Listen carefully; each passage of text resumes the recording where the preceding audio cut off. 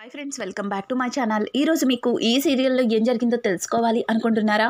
అయితే వెంటనే మనం సీరియల్లోకి వెళ్ళిపోదాం. ఇక రామలక్ష్మి అయితే సీత తన పుట్టినరోజు కోసం కొన్న ప్రతి గిఫ్ట్ని చూసి ఎంతో సంబరపడిపోతుంది. సీత ప్రతి వస్తువు గురించి రామలక్ష్మితో చెప్తూ తనలో తను కుమిలిపోతాడు. ఇక రామలక్ష్మి అవన్నీ చూసి పక్కన పెడుతూ ఉంటే సీత మౌనంగా అక్కడి నుంచి వెళ్ళిపోతూ ఉంటాడు. ఇక అలా వెళ్ళిపోతున్న సీతని రామలక్ష్మి చెయ్యి పట్టుకుని ఎమోషనల్గా చూస్తుంది. రామలక్ష్మిని చూస్తున్న సీత కూడా అంతే బాధపడతాడు. ఇక తట్టుకోలేక రామలక్ష్మి సీతని గట్టిగా హక్ చేసుకుంటుంది. ఒక్కసారిగా సీత కూడా రామలక్ష్మి నువ్వు నాకు దూరం అవుతావు అన్న విషయం తెలుస్తుంటేనే నా ఊపిరి ఆగిపోయినంత పనవుతుంది. నిన్ను వదిలి నేను ఒక్క క్షణం కూడా ఉండలేను అని చెప్పి సీత తన మనసులో ప్రేమని రామలక్ష్మికి చెబుతూ ఉంటాడు. రామలక్ష్మి కూడా అవును సీత సార్, నేను మిమ్మల్ని వదిలి ఒక్క క్షణం కూడా ఉండలేను. మిమ్మల్ని వదిలి ఉండాలి అన్న ఊహే నేను తట్టుకోలేకపోతున్నాను. ఇంకెప్పుడు మీరు నాకు దూరం అవ్వరు అని మాట ఇవ్వండి అని చెప్పి ఇక రామలక్ష్మి అయితే సీతని అడుగుతుంది. ఆ మాటలకి సీతాకాంత్కి ఏమీ అర్థం కాదు. విడాకులిచ్చింది తనే, పైగా నన్ను ఎప్పుడు కూడా దూరం అవ్వద్దని మాట అడుగుతుందేంటి అని చెప్పి సీత రామలక్ష్మి వైపు ఆశ్చర్యంగా చూస్తాడు. ఇక ఇదంతా ఇలా ఉండగా వీళ్ళిద్దరిని చూసిన వల్లి పరుగున శ్రీలత దగ్గరికి వెళ్తుంది. అత్తయ్యగారు, మీరు ఎంతో కష్టపడి బావగారిని రామలక్ష్మి అక్కయ్యని విడగొట్టడానికి ఆ విడాకుల నోటీసులని బావగారికి ఇచ్చారు. కానీ అక్కడ రామలక్ష్మి అక్కయ్య తన ప్రేమని బావగారికి ఇదంతా మాయమరిపిచ్చేలాగా పనిచేస్తుంది. ఇక బావగారు రామలక్ష్మి అక్కయ్య చుట్టూ తిరిగేస్తారు అని చెప్పి ఇక వల్లి అయితే శ్రీలతతో చెప్తుండగా, శ్రీలత నేను బ్రతికుండగా అట్లాంటిదేది జరగనివ్వను. సీత రామలక్ష్మిలు ఎన్నటికీ కలవలేరు. వారు ఎప్పటికీ ఒకరికొకరు దగ్గరవ్వలేరు అని చెప్పి ఇంకా శ్రీలత అబ్బా అమ్మా అని చెప్పి అక్కడికక్కడే స్పృహ కోల్పోయినట్టు చేస్తుంది. వెంటనే అత్తయ్య గారు అని గట్టిగా అరవడంతో ఇక సీత అయితే రామలక్ష్మికి మాట ఇచ్చేలోపే ఆ అరుపులు విని పరిగెత్తుకుంటూ వెళ్తాడు. ఏమైంది అని అంటుంటే, బావగారు ఈ మధ్య అత్తయ్య గారి ఆరోగ్యం సరిగా బాగుండట్లేదు కదా, చూడండి ఊరికే స్పృహ కోల్పోతున్నారు.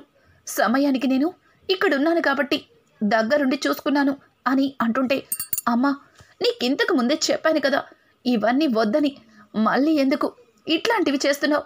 నీకు ఆరోగ్యం బాగోలేదు, నువ్వు ప్రశాంతంగా రెస్ట్ తీసుకో అని చెప్పి ఇక సీత అయితే నిదానంగా శ్రీలతని మంచం మీద పడుకోబెడుతుంటే, నాన్న సీత, నా మనసుకి ఎందుకో చాలా బాధగా ఉంది.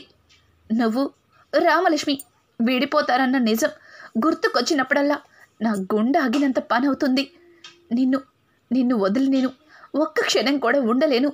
నువ్వు బాధపడతావన్న విషయం నాకు గుర్తొస్తుంటేనే నా ప్రాణం పోతుంది. అందుకే నిన్ను నాతోనే ఉంచుకోవాలనుకుంటున్నాను. ఇక్కడే కూర్చోనాన్న అని చెప్పి ఇక సీతని ఎక్కడికి వెళ్ళనివ్వకుండా తన దగ్గరే కూర్చోపెట్టుకుంటుంది.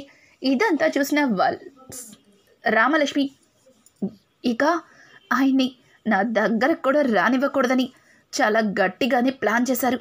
కానీ మీ పాపాలన్నీ బయటపడే రోజు దగ్గర పడింది. నాకు తెలియకుండా నేను ఇచ్చినట్టుగా విడాకుల నోటీసులు ఇచ్చి చాలా పెద్ద తప్పు చేశారు. ఇక ఎన్ని రోజుల నుంచి మీరే మారిపోతారు కదా అని చెప్పి మీకు ఎన్నో అవకాశాలు ఇచ్చాను. కానీ మీరు నన్ను ఆయన్ని విడదీసేదాకా వచ్చారు.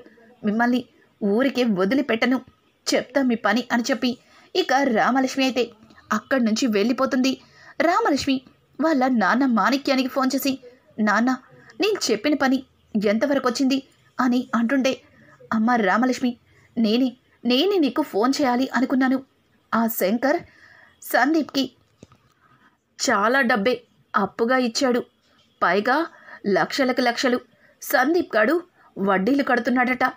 ఆ డబ్బు తనకి రావాలన్నా, అలాగే మీ ఆస్తిలో సందీప్కి భాగం రావాలని వీడు సందీప్ గారికి చాలా సహాయం చేస్తున్నాడు. ఒక విధంగా అల్లుడు గారి మీద హత్య ప్రయత్నం చేసింది వీడే. వీడిని అడ్డం పెట్టుకుని సందీప్ అన్ని నాటకాలు ఆడుతున్నాడు అని అంటుంటే, ఎందుకు ఎందుకు నాన్న ఇదంతా అని అంటూ ఉంటే, ఇంకేముంది, సందీప్కి వచ్చే ఆస్తిని వీడు తీసుకోవచ్చని వీడి ప్లాన్. సందీప్ని అడ్డం పెట్టుకుని కోట్ల ఆస్తిని కాజేయాలని వీడు మరొక ప్లాన్ చేశాడు అని చెప్పి ఇక మాణిక్యం చెప్పడంతో, నాన్న వాడు ఎట్లాంటి నీచుడో మనకి తెలుసు. వాడు డబ్బాసతో ఏదైనా చేస్తాడని కూడా మనకి అర్థమైంది. వాడి డబ్బు కోసం, దానికి రెట్టింపు డబ్బు కోసం చివరికి ఆయన్ని చంపడానికి కూడా వాడు ఆలోచించట్లేదంటే వాడు డబ్బు కోసం ఏదైనా చేస్తాడని అర్థమవుతుంది. అదే డబ్బుతో వాడికి వీళ్ళందరూ చేస్తున్న తప్పులన్నీ వాడి నోటితోనే బయట పెట్టేలాగా చేయాలి అని చెప్పి ఇక రామలక్ష్మి అయితే మాణిక్యానికి ఏదో చెప్తుంది. మాణిక్యం కూడా సరే అమ్మా, సరే నేను అలాగే చేస్తాను అని చెప్పి ఇక మాణిక్యం కాల్ కట్ చేస్తాడు. ఇంతలో మాణిక్యానికి తను వెతుకుతున్న లాయర్ అడ్రస్ కూడా తగులుతుంది. ఇంకా మాణిక్యం డైరెక్ట్గా లాయర్ దగ్గరికి వెళ్తాడు. లాయర్ మాణిక్యాన్ని చూసి, ఎవరు నువ్వు, ఏంటి పర్మిషన్ లేకుండా అలా డైరెక్ట్గా వచ్చేసావు, లోపలికి వచ్చేటప్పుడు అడిగి రావాలని నీకు తెలీదా అని అంటూ ఉంటే, సారీ నేను తెలుసుకోలేదు, ఎలా అడగాలి, మే ఐ కమిన్ అని అడగాలా, లేకపోతే తలుపు కొట్టి రావాలా, ఎలా అడగాలి చెప్పు అని అంటుంటే, ఏయ్ ఏంట్రా ఎక్కువ చేస్తున్నావు, నేనెవరో తెలిసే ఇక్కడికి వచ్చావా, నేను క్రిమినల్ లాయర్ని, ఆ కేసు ఈ కేసు నీ మీద పెట్టి లోపల వేయిస్తాను పోలీసులకు చెప్పి, పిచ్చి పిచ్చిగా ఉందా అని అంటుంటే, అయ్యో సారీ అయ్యా, మీరు ఎలాంటోళ్ళో ఏం చేస్తారో తెలియక వచ్చేసాను, మీతో పనుండి వచ్చాను అని చెప్పి ఇక మాణిక్యమైతే ఆ లాయర్కి తగ్గట్టుగానే నటించేస్తూ ఉంటాడు. ఇక లాయర్, చెప్పు ఏంటి నీ కేసు, ఎవరినైనా కొట్టి తప్పించుకుంటున్నావా, లేకపోతే ఎవరినైనా చంపేసి ఆ కేసు నీకు సంబంధం లేకుండా చేయమంటావా, ఏంటి నువ్వు ఏం చేయాలనుకుంటున్నావో చెప్పు అని చెప్పి లాయర్ని అడుగుతూ ఉంటే, లాయర్ అడిగిన మాటలకి, అదేం లేదు బాబు, మా అమ్మాయి మా అల్లుడు గారికి విడాకులు ఇవ్వాలి, అది కూడా వాళ్ళిద్దరికీ తెలియకుండానే విడాకుల పేపర్లని మీరు సిద్ధం చేయాలి అని అంటుంటే, ఏం మాట్లాడుతున్నావయ్యా, మీ అమ్మాయి మీ అల్లుడికి విడాకులు ఇవ్వాలంటే రెడీ చేయగలుగుతాను, లేదు మీ అల్లుడు గారు మీ అమ్మాయికి విడాకులు ఇవ్వాలంటే రెడీ చేయగలుగుతాను, ఇద్దరికీ తెలియకుండా విడాకులను ఎలా రెడీ చేస్తాను అని అంటుంటే, అయ్యా మీకెంత డబ్బు కావాలన్నా ఇస్తాను, కానీ వాళ్ళిద్దరికీ తెలియకుండా మా అమ్మాయే మా అల్లుడికి విడాకులు ఇచ్చేలాగా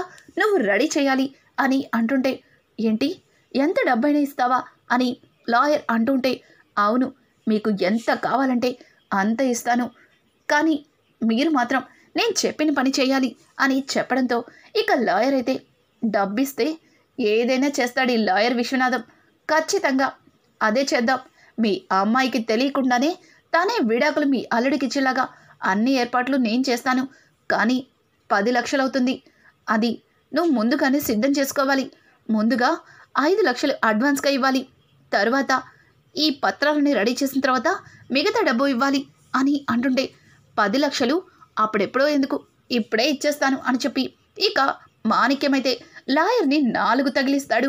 ఒక్కసారిగా లాయర్కి దిమ్మ తిరిగిపోతుంది.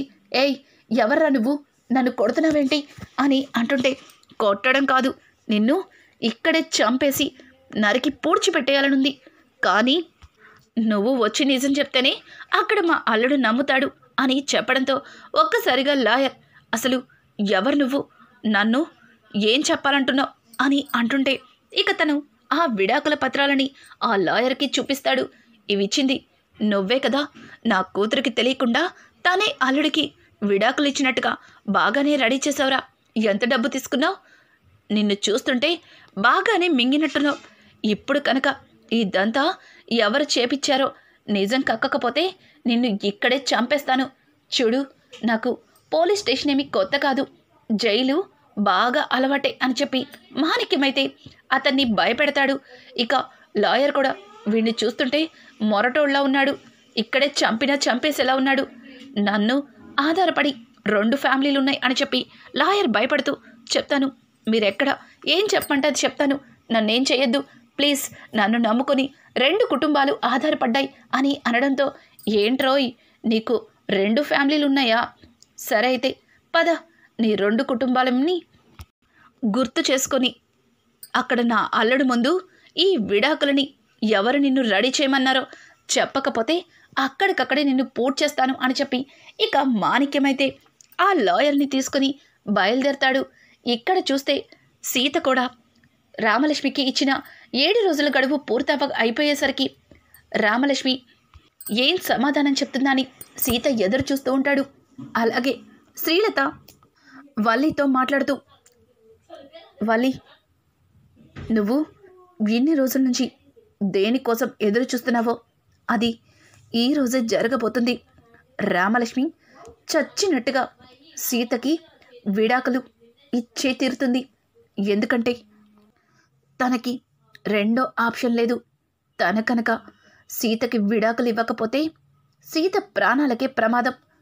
అది రామలక్ష్మికి అర్థమయ్యేలా చెప్పాను అని అంటుంటే ఇక వల్లి ఆశ్చర్యంగా, ఏమైంది అత్తయ్య గారు, అసలు ఏం చెప్పారు రామలక్ష్మి అక్కాయికి అని అంటుంటే, ముందు రోజు రాత్రి ఇక రామలక్ష్మిని కలిసిన శ్రీలత, చూడు రామలక్ష్మి, ఆ విడాకుల కాగితాలు నేనివ్వలేదు, వాటిని అత్తయ్య గారే నేనిచ్చినట్టుగా సిద్ధం చేసి మీకిచ్చారు అని సీత దగ్గర చెప్పాలి అనుకుంటున్నావేమో. అట్లాంటి ప్రయత్నాలన్నీ వృధా. నువ్వు చచ్చినట్టు సీతకి విడాకుల మీద సంతకాలు పెట్టి ఇవ్వకపోతే నీ చేతులతో నువ్వే సీతని చంపుకున్న దానివవుతావు అని అనడంతో ఒక్కసారిగా రామలక్ష్మికి ఏమీ అర్థం కాదు. ఏంటి అంత ఆశ్చర్యపోతున్నావు? ఇంకా అర్థం కాలేదా? నువ్వు కనుక విడాకులిచ్చి ఈ గడప దాటి వెళ్ళకపోతే సీతని అప్పటికప్పుడే చంపేస్తాను. నీకు బాగా తెలుసుగా సీతకి నేనంటే ఎంత ఇష్టమో. ఈ ప్రేమని అడ్డం పెట్టుకుని సీతకి విషాన్నిస్తాను. ఆ విషంతోనే సీత రక్తం కక్కుకొని చస్తాడు. అది కల్లారా చూద్దువా అని చెప్పి ఇక శ్రీలత అయితే రామలక్ష్మిని బెదిరిస్తుంది. రామలక్ష్మి, వద్దు వద్దు, ఆయన మిమ్మల్ని కన్న తల్లి కంటే ఎక్కువగా చూస్తున్నారు. మిమ్మల్ని ఎంతగానో నమ్ముతున్నారు. చివరికి తాళి కట్టిన భార్యని కూడా అనుమానిస్తున్నారు. మీరు చేసిన తప్పులన్నింటినీ కూడా ఆయన సమర్థించి మాట్లాడుతున్నారు. అట్లాంటి వ్యక్తిని చంపాలన్న ఆలోచన మీకెలా వస్తుందో నాకు అర్థం కావట్లేదు. చూడండి, మీకు ఈ ఆస్తే కావాలి. మీకు ఈ ఆస్తి మొత్తం మీ పేరు మీదకి రాసేస్తాను. ఆయన్ని ఏమీ చెయ్యొద్దు. ఇక్కడి నుంచి మేము ఎక్కడికైనా దూరంగా వెళ్ళి బ్రతుకుతాం. ఆయన్ని మాత్రం చంపద్దు అని చెప్పి ఇక శ్రీలతని రామలక్ష్మి అయితే బ్రతిమలాడుతూ ఉంటుంది. కానీ శ్రీలత, చూడు, ఈ ఆస్తి సంపాదించుకోవాలంటే ఎలా సంపాదించుకోవాలో నాకు బాగా తెలుసు. కానీ రామలక్ష్మి సీతని వదిలిపెట్టి వెళ్ళకపోతే మాత్రం నేను మొదటిగా చేసే పని అదే అని చెప్పి ఇక రామలక్ష్మిని శ్రీలత గట్టిగా బెదిరిస్తుంది. అది గుర్తు చేసుకున్న రామలక్ష్మి శ్రీలత వైపు చూస్తుంటే, శ్రీలత, సంతకం పెట్టు. సీతకి నువ్వంటే ఇష్టం లేదు, నేను వీడిపోతున్నాను అన్న నిజం చెప్తావా లేదా? లేదంటే ఇదిగో ఈ గ్లాస్లో పాలల్లో విషం కలిపాను, దీన్ని సీతకిస్తాను. ఇది తాగి సీత ఇక్కడే చచ్చిపోతాడు అని చెప్పడంతో దానికి రామలక్ష్మి చాలా బాధగా సీత వైపు చూస్తుంది. ఇక సీత, చెప్పు రామలక్ష్మి, చెప్పు, ఇప్పటికైనా నీ మనసు మార్చుకున్నావా? లేక ఇంకా నాతో విడిపోవాలని నిర్ణయించుకున్నావా? చెప్పు అని చెప్పి సీత అయితే రామలక్ష్మిని అడగడంతో రామలక్ష్మి చాలా బాధగా తన గుండె ముక్కలైపోయే దుఃఖంతో, నాకు మీతో అని రామలక్ష్మి చెప్పబోతుంటే, ఆగమ్మా, ఆగు, నువ్వు నిజం చెప్పే ముందు అల్లుడికి మరొక నిజం తెలియాల్సి ఉంది అని చెప్పడంతో ఒక్కసారిగా సీత, రామలక్ష్మి అలాగే కుటుంబం మొత్తం కూడా పక్కకి తిరిగి చూస్తారు. మాణిక్యం, శంకర్ అలాగే లాయర్ని తీసుకుని అక్కడికైతే వస్తాడు. ఒక్కసారిగా శ్రీలతకి ఇంకా సందీప్కి ఫీజులు ఎగిరిపోయినంత పని అవుతుంది. ఇక శ్రీలత అయితే, అమ్మా ఇదేంటమ్మా, ఈ మాణిక్యంగాడు శంకర్ని లాయర్ని తీసుకొచ్చాడు. ఇప్పుడు వీళ్ళిద్దరూ కనుక అన్నయ్య ముందు నిజం బయట పెడితే ఇక అన్నయ్య మనల్ని జీవితంలో క్షమించడు. ఇక మనిద్దరిది రోడ్డున పడాల్సిందే అని చెప్పి సందీప్ మాట్లాడుతుంటే శ్రీలతకి ఏం మాట్లాడాలో అర్థం కాదు. ఇక సీత అయితే, మామా నువ్వేంటి ఇప్పుడొచ్చావు? నాకు ఏం నిజం తెలియాలి, ఎవరు వీళ్ళిద్దరు అని అనడంతో, అల్లుడు వీళ్ళిద్దరి పేర్లు నేను చెప్తాను. ఇదిగో వీడి పేరు Shankar, the great rowdy sheeter. వీడు మన సందీప్కి చాలా ప్రాణ స్నేహితుడు అని చెప్పడంతో ఒక్కసారిగా సీతకి ఏమీ అర్థం కాదు. సందీప్ వైపు చూడటంతో అది అది అన్నయ్య అని చెప్పి సందీప్ తడబడుతుంటే, చెప్పరా చెప్పు అని ఇక శంకర్ని గట్టిగా గసురుతాడు. శంకర్ అయితే, చెప్తాను ప్లీజ్ నేను చెప్తాను అని చెప్పి శంకర్ భయపడుతూ ఇక సీత దగ్గరికి వచ్చి, నా పేరు శంకర్, నేను పేరుకు రౌడీ షీటర్నైనా ఎవరిని పడితే వాళ్ళని ఊరికే చంపేను, వాళ్ళని అనవసరంగా ఇబ్బంది పెట్టను, నా దగ్గర డబ్బులు తీసుకొని ఎగ్గొడతాను అనే వాళ్ళనే నేను ఇబ్బంది పెడతాను. అందులో ఇదిగో ఈ సందీప్ ఒకడు. నా దగ్గర ఈ సందీప్ ₹1,00,00,000 అప్పు చేశాడు. అడిగిన ప్రతిసారి ఆస్తి నా పేరుకు మారుతుంది, నీకు అంతకి 2 ఇస్తానని నన్ను మోసం చేశాడు. పైగా మిమ్మల్ని చంపేస్తే ఆస్తి తన సొంతమవుతుంది, ₹1,00,00,000 కాదు. అప్పుడు నువ్వు అడిగినంత డబ్బిస్తానని నాకు ఆశ పెట్టాడు. దాంతో డబ్బు వస్తుందన్న ఆశతో మిమ్మల్ని చంపటానికి ప్రయత్నించాను. అదే టైంలో ఈ రామలక్ష్మి గారు వచ్చి మిమ్మల్ని కాపాడేశారు. తర్వాత ఎక్కడ దొరికిపోతామని అక్కడి నుంచి తప్పించుకొని పారిపోయాం అని చెప్పి ఇక శంకర్ చెప్తాడు. ఒక్కసారిగా శంకర్ చెప్పిన మాటలకి సీతకి సందీప్ మీద విపరీతమైన కోపం వస్తుంది. సందీప్ దగ్గరగా వెళ్తుంటే, ఆగల్లుడు ఆగు, ఇంకా నీకు పూర్తి నిజం తెలియలేదు. ఇదిగో ఈ లాయర్ గారు చెప్తాడు, చెప్పరా చెప్పు. ఆ విడాకుల నోటీసుల్ని నువ్వే కదా అల్లుడికి పంపించింది. అసలు ఆ విడాకుల్ని నిన్నెవరు కదా సిద్ధం చేయమన్నారు, చెప్తావా? లేకపోతే నీ 2 ఫ్యామిలీస్ అని అంటుంటే, వద్దొద్దు చెప్తాను సార్, నా పేరు విశ్వనాథం.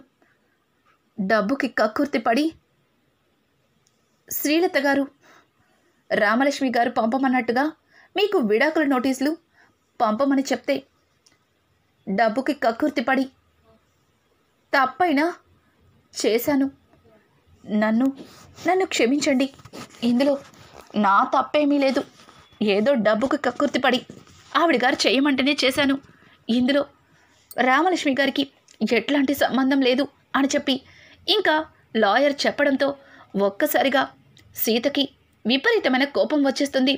ఇంకా మాణిక్యం ముందుకు వచ్చి, అల్లుడు నిన్ను తల్లిలాగా ప్రేమని అందించి వెనక నుంచి నీకు విషయాన్ని చమ్ముతుంది. ఈవిడ తల్లి కాదు, రాక్షసి. ఇట్లాంటిది ఈ ఇంట్లో ఉండకూడదు. నిన్ను, నా కూతుర్ని అనుక్షణం ఎలా విడగొట్టాలా అని చూస్తుంది. ఈ ఆస్తి కోసం ఎన్నో ప్రయత్నాలు చేశారు ఈ తల్లి కొడుకులు. కానీ నువ్వేం చేసావు? నా కూతుర్ని అనుక్షణం అనుమానించి బాధ పెట్టావు. చివరికి నా కూతుర్ని వీళ్ళు చెప్పిన మాటలతో దూరం పెట్టావు అని చెప్పి మాణిక్యమైతే సీతకి నిజం తెలిసేలా చేస్తాడు. ఒక్కసారిగా సీతాకాంత్ నిజాన్ని తెలుసుకుని అక్కడికక్కడే కుప్పకూలిపోతాడు. ఎన్ని రోజుల నుంచి ఎంతో ప్రాణంగా ప్రేమిస్తున్న వాళ్ళ అమ్మ ఇట్లాంటి పని చేసింది అన్న నిజం సీత తట్టుకోలేకపోతాడు. ఇక రానున్న ఎపిసోడ్స్లో సీత శ్రీలత విషయంలో ఎట్లాంటి నిర్ణయం తీసుకోబోతున్నాడు, ఇలాంటి ఎపిసోడ్స్ మరిన్ని కావాలి అనుకుంటే మా ఛానల్ని సబ్స్క్రైబ్ చేసుకోవడం మాత్రం మర్చిపోకండి. థ్యాంక్స్.